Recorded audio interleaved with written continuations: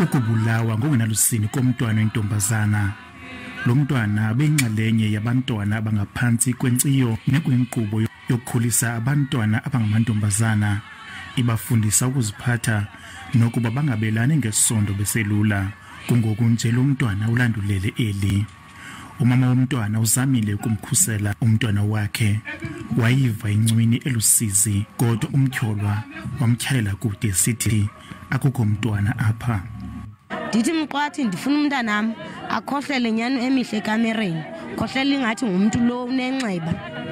Akhohlele okokuqala ndithi mqwathi khupha umntanam nawo umntanam apha ekamereni kuwe.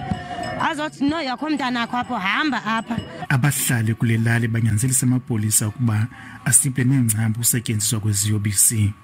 Ibuhlungu lento kakhulu, mabapheze norhulumente makasincedise kulento yokulwa, ngoba lento kuyafumaniseka into yoba ebe under drugs, lo muntu utya i-drugs. Imibutho ezimeleyo ithi urhulumente makeze neendlela zokulwisana nolwaphulo-mthetho. Sisasoloko sicela ingakumbi kwicala lobulungisa ukuthi make kuqiniswe phaya kubo, so that umuntu owonileyo agwetywe ngendlela eyakubangela ukuthi nabanye bafunde. Amapolisa asigxibhe kabukhali isenzo sokuzithathela umthetho ezandleni, nalapha kyimbisele umnwe bonke abenzi bobubi. Okona kusothusileyo kwengamandla kukuba ke nomrhanelwa lona besiza kumphanda kuya kwavakala into yoba uye wabulawa ngabantu basekuhlaleni.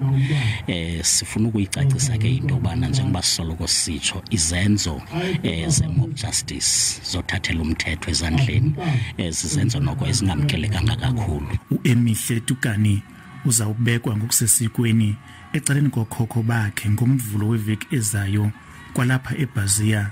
Ndinkululeko Nyembezi weendaba ze-SABC eBhazia.